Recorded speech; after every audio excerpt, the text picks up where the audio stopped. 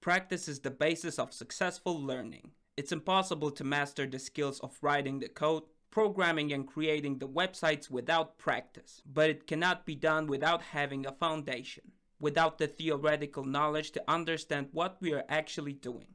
And this is our first meeting with the theory. However, we will come back to the theory many times to raise the important issues, just so that we can understand the basics. In this material, we will focus on basics of HTML. So what is HTML? It's a hypertext markup language. Hypertext can be defined as an independent text or an article connected with the anchors, which are the hyperlinks. This is what the first website created with the first version of HTML looked like in 1992. Here we can see one larger heading, so it's probably an H1 tag. Then we can see some plain text, which is probably placed in some P tags. And the blue fragments are the anchors defined as the A tags, which are the hypertexts also known as the links to the other websites or the different parts of the same website. And it was a revolution in 1992. Here you can see this website on your monitor.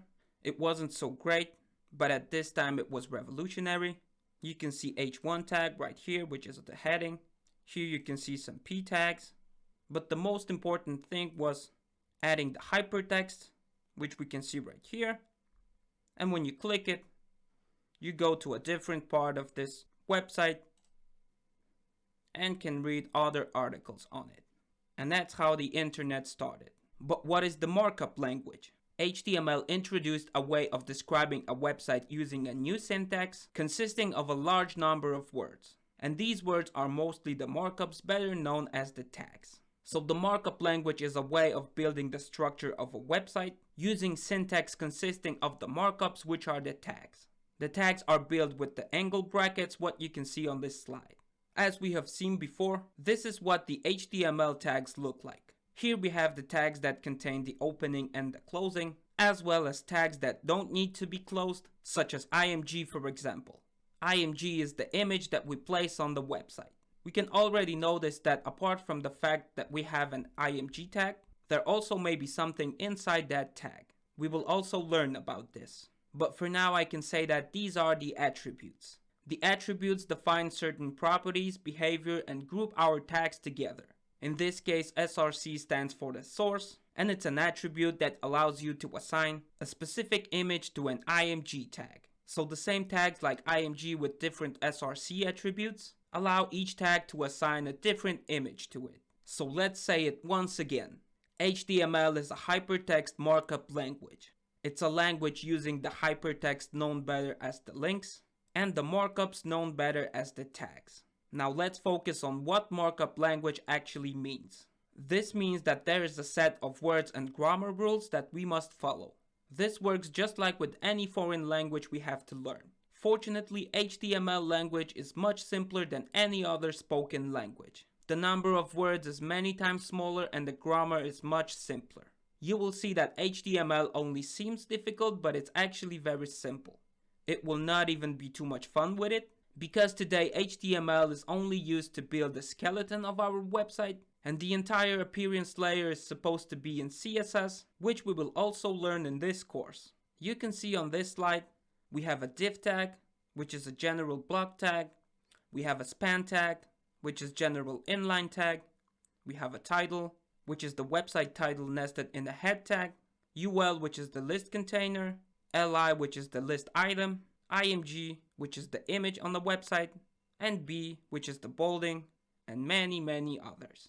HTML5, from our point of view at this stage, is primarily a language with the new tags that replace in many situations the existing ones, but do not eliminate them.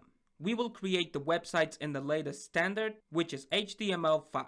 And HTML5 compared to its previous versions means primarily the new tags for us. Semantic tags that are used instead of the divs for the block elements, and the spans for the inline elements. For example, now instead of creating a div tag with the class menu, and we will be learning about the classes as well, we can create a new tag. Nav stands for navigation, which is usually a menu on our website. Instead of creating a div tag with the class footer, we can simply create a footer tag, etc.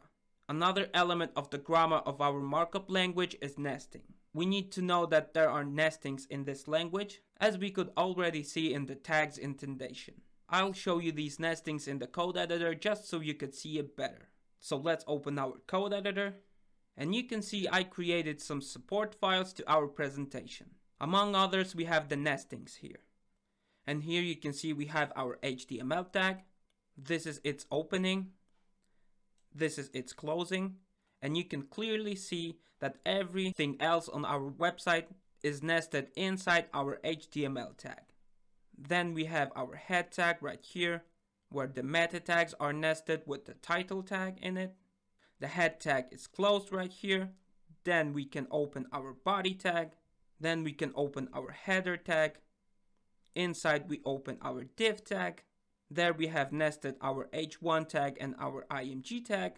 And only then we have to close all our tags along. So we have to close our div tag right here. Then we can close our header tag, which opening you can see right here. And then we can open our main tag, in which the nav tag is nested. Inside we have the ul tag, which is the list container. Inside we have nested our list elements. And when we are done with our list elements, we can close our ul tag. Then we can close our nav tag. You can also see the nestings as a tree structure, where the HTML tag is the trunk of our tree.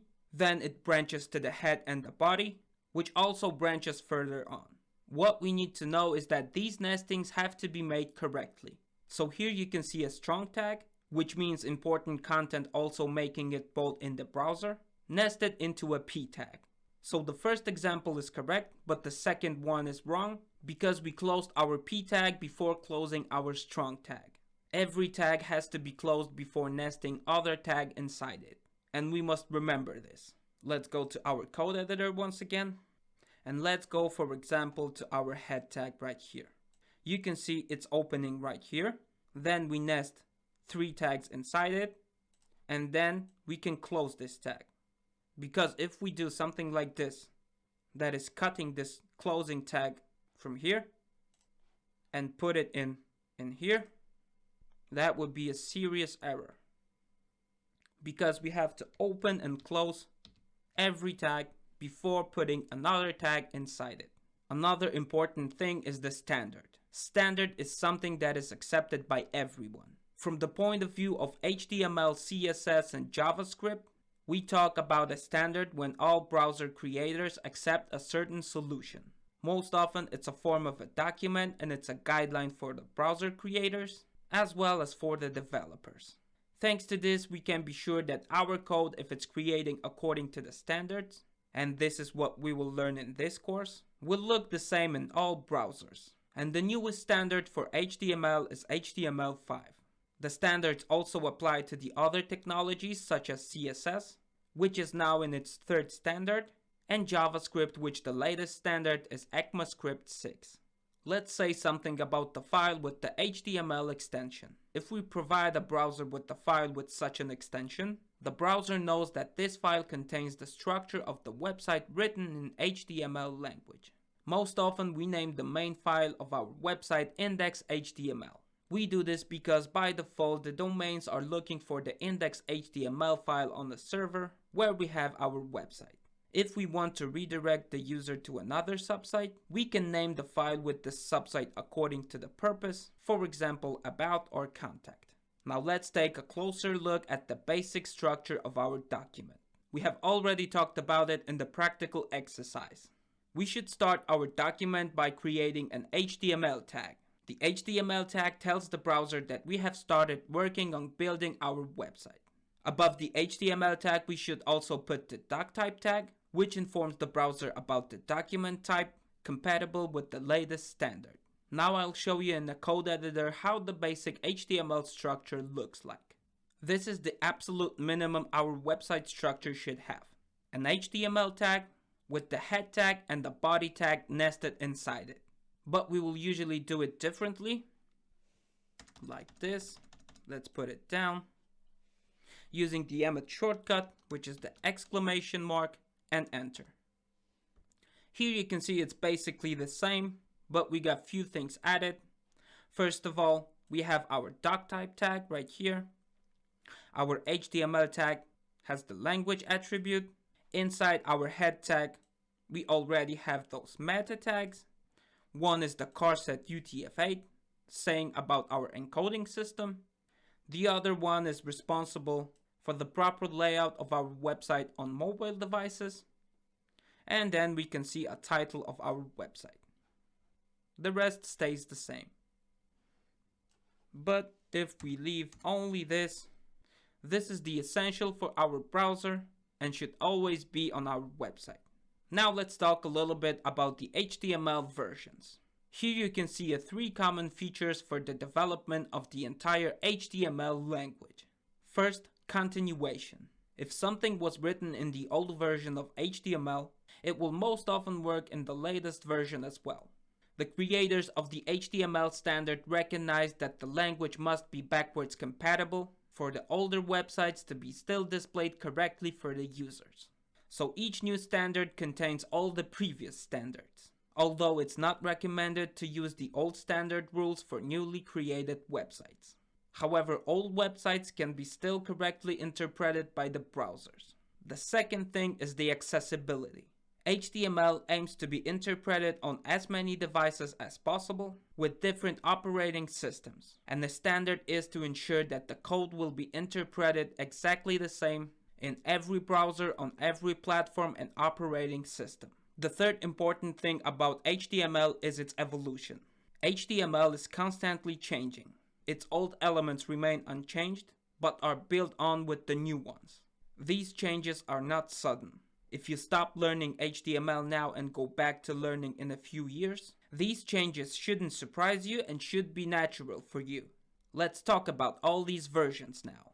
HTML version 1 was released in 1991. It was the time the first tags were created, and a set of rules used during creating websites back then. Most of these tags have survived to this day. In 1995, the second version of HTML appeared, which was the first standard.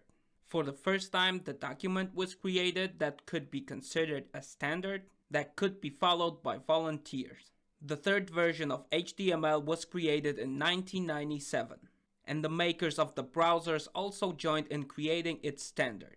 It was a very important step because all the browser makers agreed that their browsers will interpret the code in the same way, which made the developer's job much easier. Moreover, the appearance layer began to slowly detach from HTML to CSS, a new technology developed specifically for this, because previously the appearance and the structure of a website was contained in the HTML code, which was often inconvenient and made the code less readable.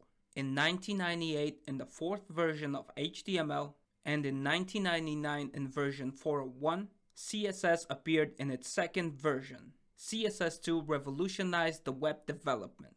HTML in version 4.1 combined with CSS in version 2 was a milestone in the development of websites. Now let's head to HTML5. Its implementation was possible already in 2009, but in 2014 an official standard was created. The biggest innovation of the fifth version of HTML was the creation of the semantic tags we already mentioned. HTML5 is more than just new tags, but we will get to that in a moment. This version was also more resistant to developer errors. It was forgiving many things, for example not closing tags, which I want to show you right now. Here you can see an example file with the errors. As you can see, we didn't include a head tag inside our HTML file. Here you can see that our div tag was written in capital letters. This is its closing. And here we have a p tag, which you can see is not closed. Now I want to open this folder in the Explorer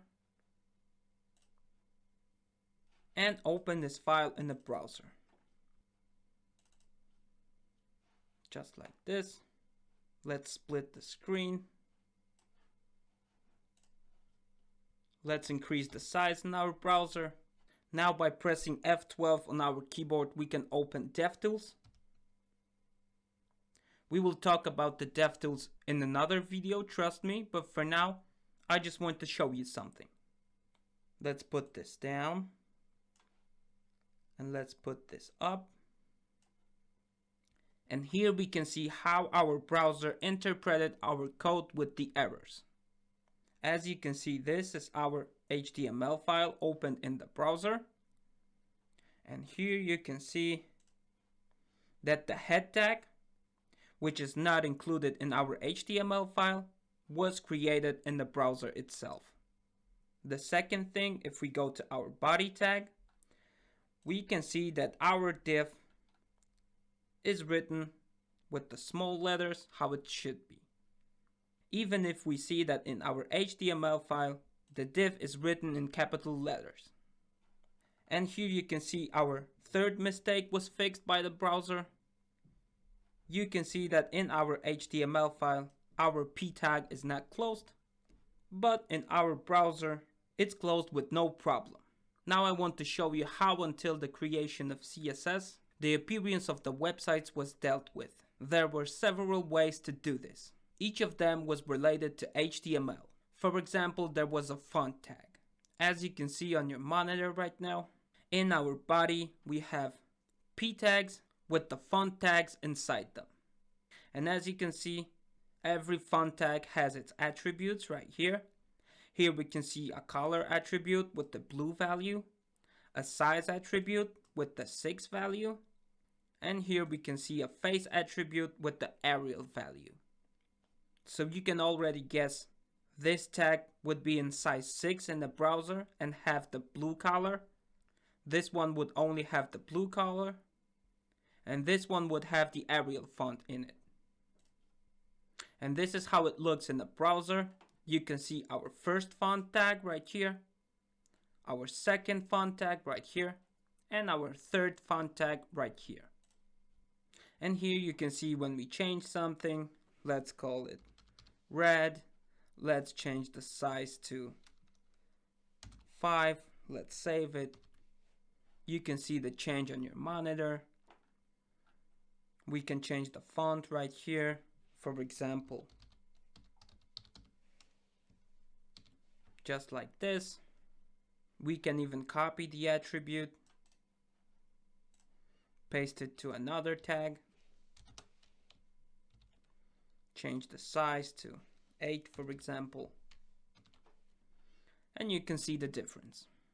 But this was impractical for several reasons. First, we were littering HTML, which could make our code unreadable. Today, it's a standard to separate the structure of the website of its appearance. HTML is to be responsible for the structure. CSS is to be responsible for the appearance. The second issue was the ineffectiveness. Each element had to be styled separately. For example, our client says that each element has to be in a size 6, for example. So we need to copy this attribute, place it to every element, and then change the value of its attribute size. Like this, and like this. Let's save it. And everything works. But now our client says that these elements should be in a size 3. So we have to change it separately, like this. 3, 3, and here 3. And everything works fine. So it could be very, very inconvenient in the projects where our code has hundreds or thousands of lines. The third thing is the limited ability to define the appearance. CSS is irreplaceable in this aspect, and the possibilities that CSS gives us are much greater than those that can be implemented in the HTML. So what you see here is the old solution, but as you can see, the browsers are still able to interpret it. But don't use this solution. I just showed it only as an example. CSS is a new solution to specify the appearance and can be used, for example, like this. Let's delete those style attributes because our HTML should be clean from the layout elements. Let's save it. And let's style these elements how they're supposed to be styled. Let's go to our head tag. Let's enter the style tag. And here we can place our CSS code to change the appearance of our website. All you need to do is to refer to every P element on our website, choose a font size,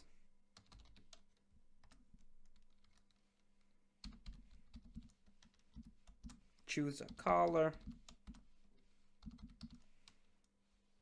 save it, and voila.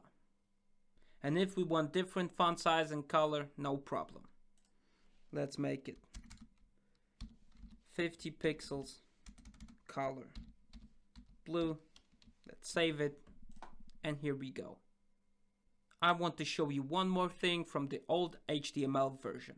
This was the basic website structure in HTML 4.01. Note the length of the doctype tag. And see how it looks in HTML5 right now. Because in HTML4, we had to indicate exactly which HTML version we are using. In HTML5, which you can see right here, we simply indicate that we are working with the latest standard. Now take a look at this meta tag right here, which is the charset UTF-8, and look how it was done in HTML 4.01. You can see it right here, and you can see it's longer and more complicated. So as you can see in HTML5, a lot of the tags have been simplified. But HTML5 isn't just about the tags. There are various additional elements, for example, multimedia.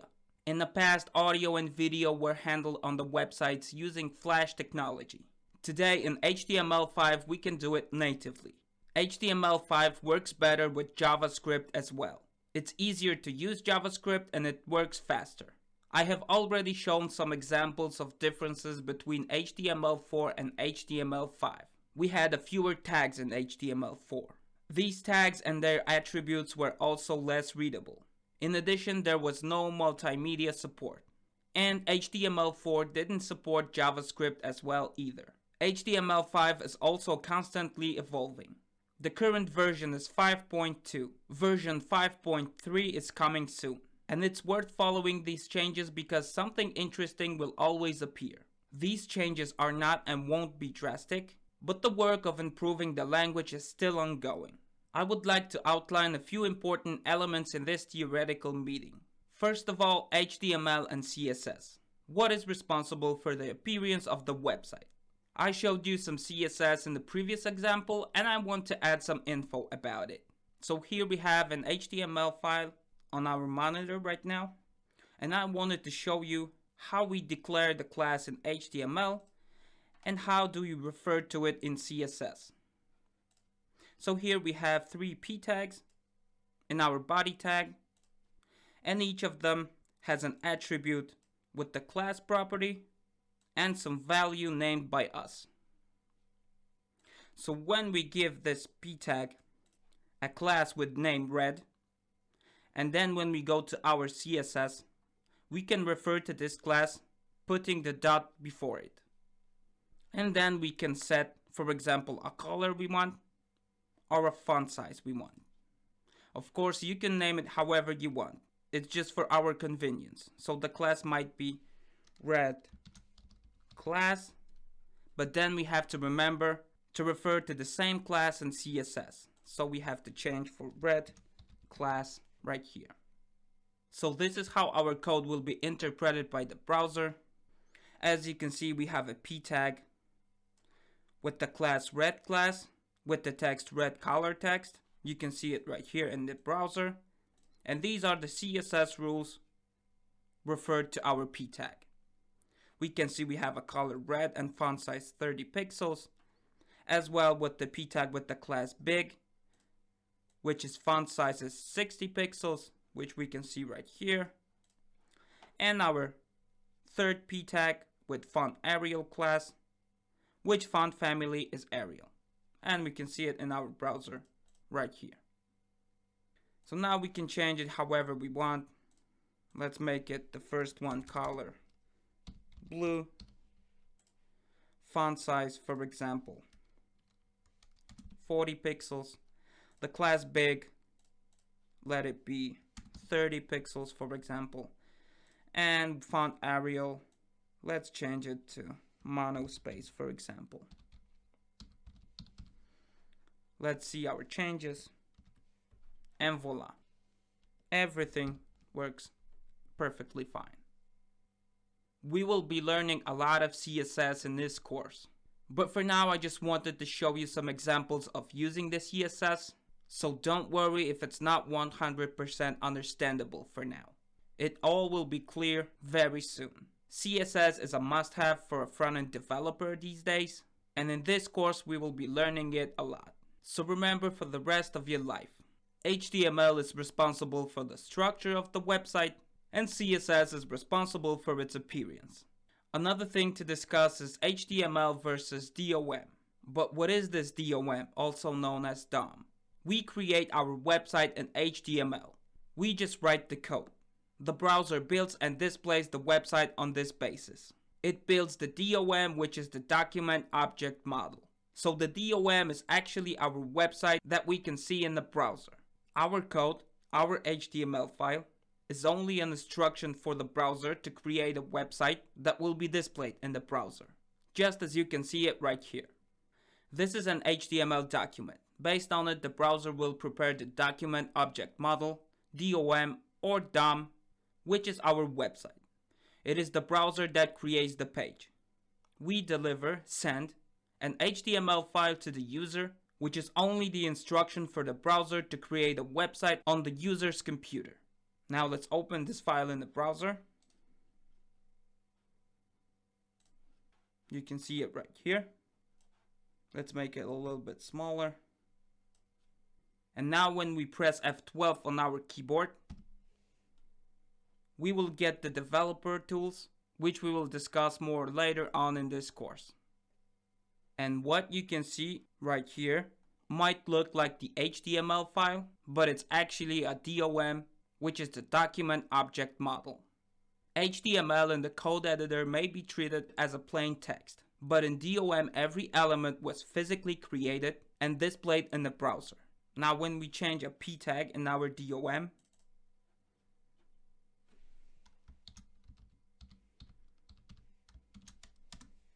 like this, we can see that it changed the element on our website, but it didn't change our HTML file.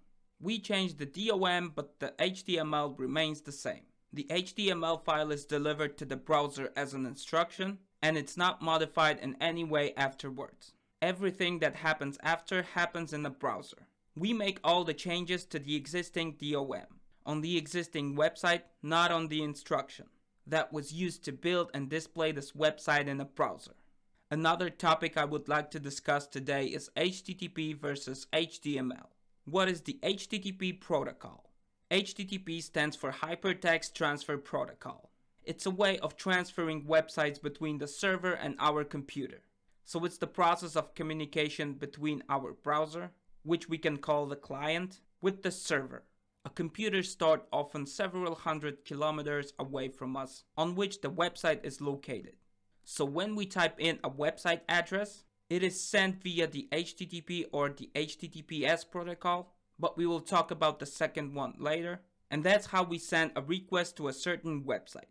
This request arrives to the server, and if everything is fine, the website is being sent back to us. And if everything is not okay, we can get information about an error, for example. Error 404 is very common in this case, and you may have come across it. This means that after entering the address and sending the request to the server, the website was not found.